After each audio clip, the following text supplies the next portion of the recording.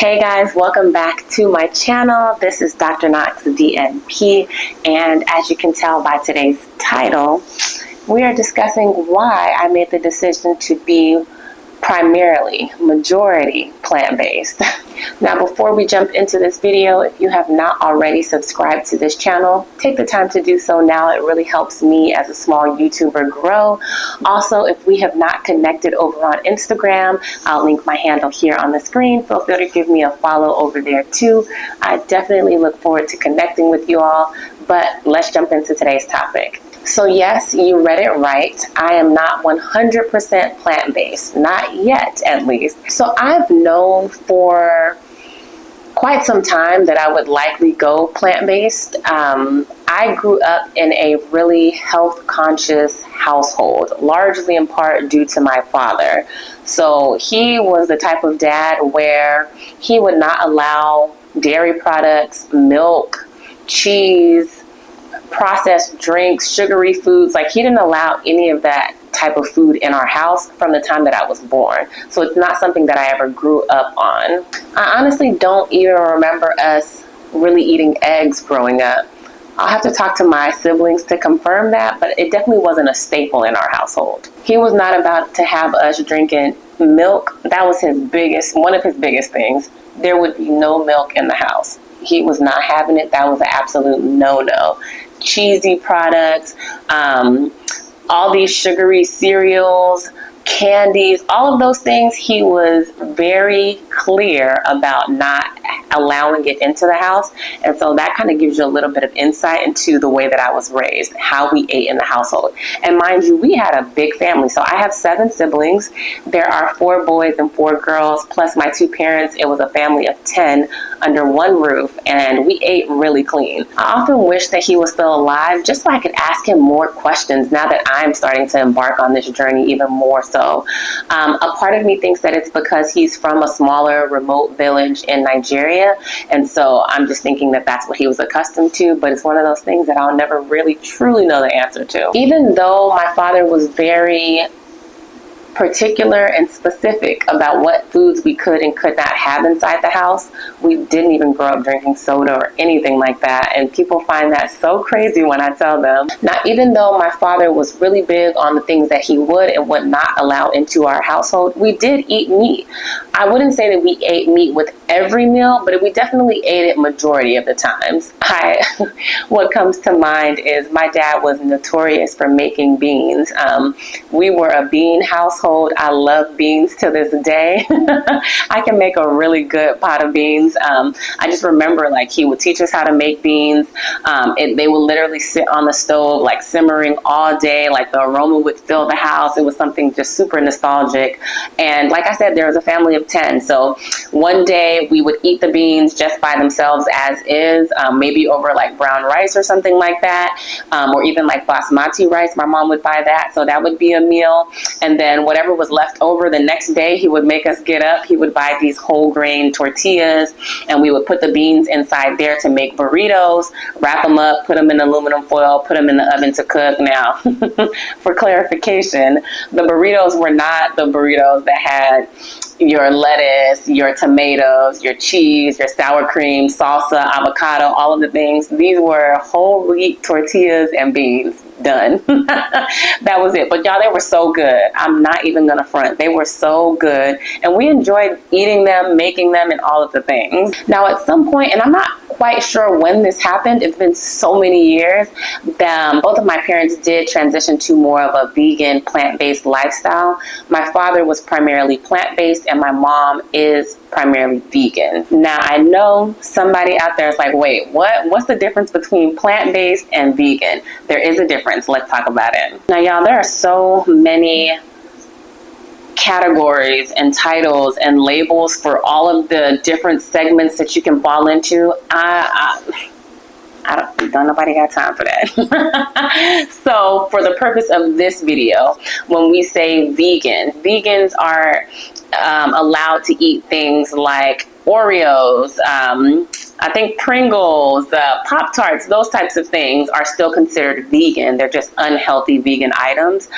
Even your what are they called? Beyond Meats, Impossible Burgers, like all of the mock chicken and things like that, all of that falls under the classification of vegan. Plant-based, on the other hand, is minimally processed foods, literally almost, if you can conceptualize, farm to table. So plants in their natural states, being cooked or not cooked, and consumed from that perspective. What they both have in common is that both of them have the elimination of meat and dairy products. Vegans will also have, there's a brand called Just Egg. There are all of the cheese alternatives, cashew cheese, all of these different things. So vegans will typically consume those things, whereas people on a plant-based diet, I still will say they will make like some cashew cheese and things like that, but definitely less processed food when it comes to plant-based lifestyle. So in short, being plant-based is essentially sourcing your food from plants, fruits, vegetables, nuts, seeds, grains, those type of things. So that's why I say that I am majority plant-based. I don't eat a lot of vegan junk foods, so I do consider myself to be someone who sources my food primarily from what I just listed: fruits, vegetables, nuts, seeds, and grains. But I say majority because at this stage of my life, I don't feel that things need to be completely black and white. However, I do believe that it is important to reduce drastically the consumption of meat that we intake. I believe that we can greatly benefit from reducing our consumption of meat and dairy products. If I had to give an overall percentage, I'd say that I'm probably about 90% plant-based and 10% other. As I was mentioning before, I didn't grow up eating dairy products. I don't remember when's the first time that I had cow's milk. It was probably at school because that's what came on the free lunch tray, breakfast tray, whatever the case may be. So I'm pretty sure that was my first introduction to it, because we grew up on rice milk, almond milk, oat milk, cashew milk, all of the things. Like, we had all of that growing up. So it's not something that came about later on in life for me. From day one, my father was like, you guys are not drinking cow's milk. It was something that he stood firm in. We also didn't buy cheese like that.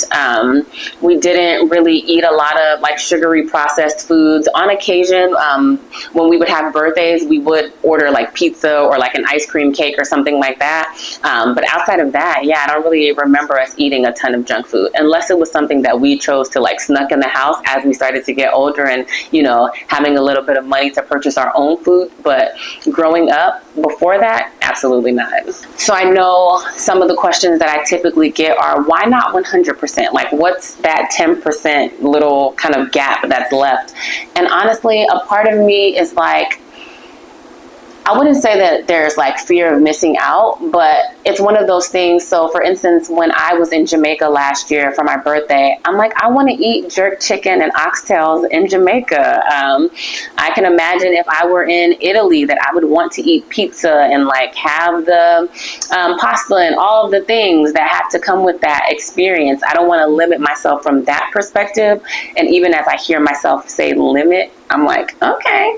I've been working really hard on like scarcity mindset versus an abundance mindset. So that's just where I am now. And y'all, I'm half Nigerian. And so when I go home to Houston, I want the traditional like foods, not in abundance, but I'm like, I want to be able to like not have to like restrict myself so strictly. Now, I do know that there are so many alternatives nowadays and so many workarounds that you can do.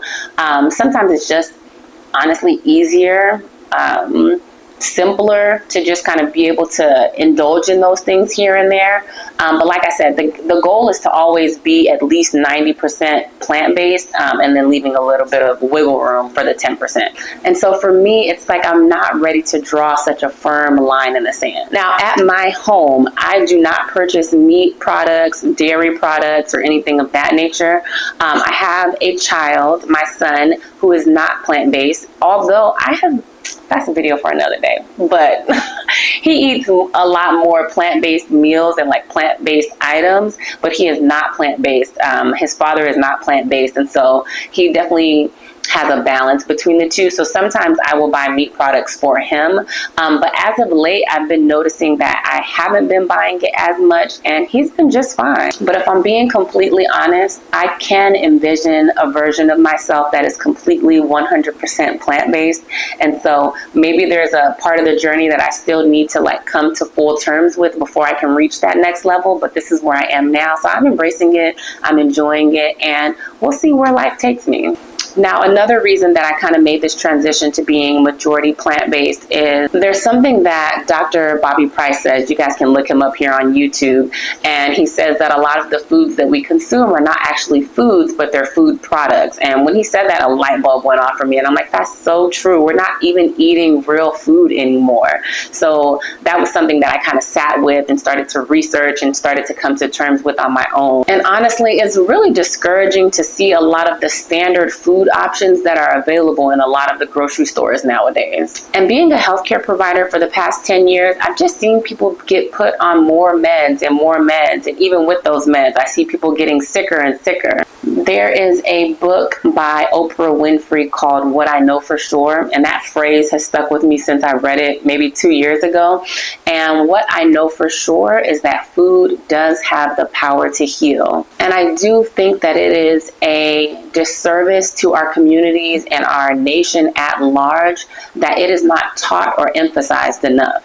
When I was getting my master's in nursing from the University of Texas Medical Branch in Galveston, that was almost a decade ago. I was fortunate enough to be assigned to do a clinical rotation with a plant-based cardiologist. His name is Dr. Baxter Montgomery. You guys should definitely look into him. Y'all, when I did that clinical rotation, something in me, like a light was sparked. This was back in probably 2013, 2014. And it was so amazing to see cardiac patients, so sick heart patients with so many medications, telling me their testimonies of how they came here to visit him with all of these ailments and being so sick, and how he changed their lives simply by changing the foods that they consumed. Not only that, also attached to his clinic, so he has his own clinic. On one side, they're doing patient care, echoes, EKGs, all of the things, stress tests. On the other side, they actually have a plant-based, I believe it's a raw, don't quote me on that, but for sure it's plant-based, but it may also be raw, cafe where patients can come get food. I remember we would get to sample some of the smoothies. We would get to sample, they would dehydrate corn and make like essentially corn chips that were really good. It was just so amazing to see this healthcare utopia right next to the Houston Medical Center. I was floored. That experience is something that will be embedded with me and that I will carry with me for the rest of my life. And honestly, when I look at the statistics, y'all, by 2050, that's about 26 years from now. That's not a long time from now.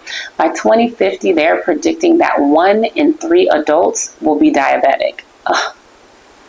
When I read that, that statistic for some reason really made an impact on me. You don't even want to see some of the statistics when it comes to child and adolescent diabetes, child and adolescent and adult obesity. The numbers just get worse and worse and worse. And it felt like to me as a healthcare provider, if the numbers are steadily getting worse, what are we really doing? Why is it that in the big and mighty United States, we have some of the poorest health outcomes with all of the advances in technology and AI and all of these things? Why is it that our population continues to get sicker and sicker and sicker over time? And I guess another question is, why are we allowing it to happen? And I don't mean we as in every individual person. I mean, why is it that the powers that be, the government, why are they allowing this to happen? It's clearly something that you can see. They're running statistics all of the time. Why is nobody intervening on our behalf so that we can live healthier lives? And y'all, we have to be real with ourselves. We know without a shadow of a doubt, that the way that they are raising our meat is substandard. I saw a statistic that said in March of 2023, there were approximately 63,000 grocery stores in the United States. And if you just take a moment to sit and think about that, that's a lot of grocery stores, 63,000 grocery stores. Do you know how much meat it would take to adequately supply each of those grocery stores? There's no way that they're not inducing animal cruelty, that they're not mass producing in poor conditions for the animals. Like, when you sit and think about it, it's like we know. It's not something that we often think about when we go to pick up meat from the grocery store, because we're not thinking about how our meat was raised, what environment it was raised and grown in. We're not thinking about the fact that they have to be injected with different hormones and antibiotics and things of that nature. But if you sit and think about it, it's something that we all know. Like, it makes perfect sense that these things are happening, but it doesn't make sense why we keep buying them. I saw a statistic from March of 2023 that said that there are approximately a little over 63,000 grocery stores in the United States. 63,000 grocery stores. If you sit and think about how much meat it actually takes to adequately supply these grocery stores, we're looking at a ton of meat, y'all. Of course, it's mass produced. Of course, they're injecting them with hormones to make them big and all of these things. When you travel outside of the country and you go and you get a chicken leg, a chicken wing, and all of the different meat products, you notice that they look different. They're smaller. I remember in Jamaica when I got the jerk chicken, I was like, this chicken looks so small. Like, this is it. And it was me and my best friend had a moment where it was like, this is what real chicken is supposed to look like. All chickens are not these big, humongous, the legs being this big. Of course, they're messing with our food. That's the only way to mass produce it, to supply all of the grocery stores that there are. Don't even get me started on animal cruelty. So we know these things, but it's often not at the forefront of our minds. So that's why I do appreciate different documentaries that shed light on these things, because it is sort of a wake-up call. And y'all, I get it, okay? It is not easy. Even growing up in a super health-conscious household with two parents who went vegan, plant-based, I still understand the temptation of meat. It's something that's been ingrained in us since we were children. There's so much nostalgia that comes with it. There's so much culture that comes with it. There's a lot of socialization that comes with it. And to just keep it real simple, it's sometimes, the flavor is just hidden. But at what cost? There was something that Dr. Baxter Montgomery said on a recent interview that went something like, some people say that, eating plant-based, eating vegan can be expensive, although that's not necessarily true. But I do think what they mean is when you're trying to buy everything organic. His perspective on it is, yes, the price may be more, but the cost of it is less in the long run, over the span of your life. And that is something that I thought was really profound. The price of it may be less, but it costs you more over the span of your life. And another thing that we know that I am not going to go too deep into is, we all know that there are hazardous and detrimental effects of mass meat production on our environment on a global scale. This is not information that's hidden. It's literally readily available. Sometimes I think we like to look at global warming and all of these things as these very distant things that we don't have any control over. And I do think that more people need to start finding the small ways that they can start trying to have an impact and doing those things consistently, whether it's decreasing your meat consumption. Every little bit does go a long way. So I think also the mindset of, I'm going to do a little consistently, is extremely beneficial. All of this is actually pretty saddening every time I sit and think about it. And I know that this may sound probably a little bit controversial, but I do firmly believe that if we consumed less meat, yes, even seafood and dairy products, that we would actually start to feel better, not only physically, but actually I think we would start to feel better from a mental and an emotional standpoint.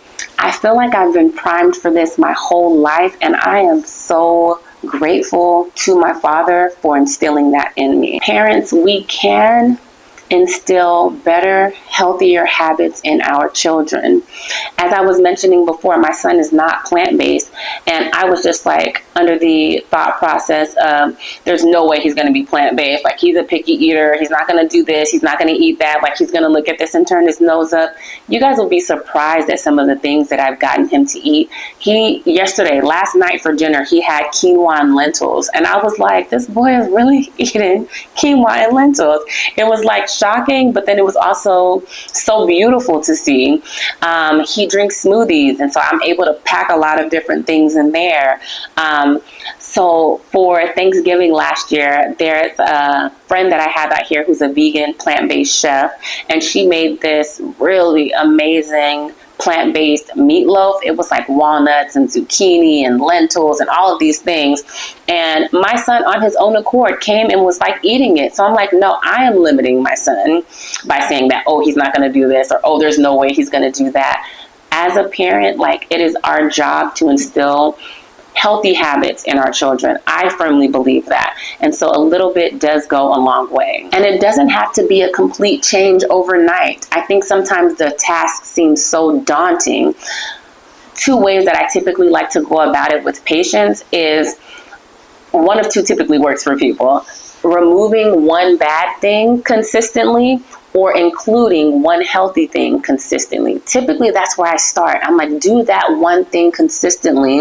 And I'm not saying for a week or 2 weeks or a month, but at least 30 days. Do that one thing consistently for 30 days and then add something else on. I think when we look at it from the lens of, let me make one healthy addition or one unhealthy subtraction every month, it's like, okay, 12 things in the year, I can do that. And I have 30 days to implement it, to get it right, to kind of go through the withdrawals and all of that. When we break it down sometimes into bite-sized, easily digestible points, it often is easier. So I will gladly be a resource for anyone out there that is looking for resources, guidance, or anything of that nature. If you need any assistance, if you need guidance, if you need help, feel free to drop me a comment below.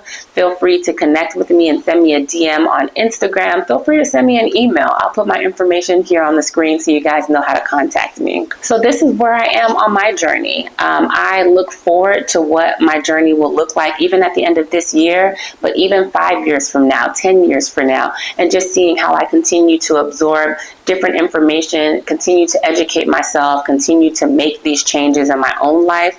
And my goal is to hopefully be able to share some of the recipes that I use. I don't even want to use the word recipe. I don't measure and do all of that. I cook from the heart. But at least to show you guys some of the meals that I do enjoy eating, some of the things that I've had luck with getting my son to try. And if there's any videos in particular that you guys would want me to create, definitely leave that down below and let me know. Maybe I'll be able to produce some of that content for you too. My hope is to show that healthier living is possible for every single one of us. We are literally in this together. I love using the word healthier because it's not about being the healthiest. It's not about perfection. It's about taking where you are and improving upon that in whatever capacity, whether it's 1%, 10%, 30% or more. Every little bit helps, and you can build upon that. Sometimes it tends to have kind of a snowball effect where you start off small, you start to see some positive changes in your life, and so you start to pick up steam from there. Do not lose sight on the fact that a little bit is better than nothing. Until the next video, thank you guys for watching.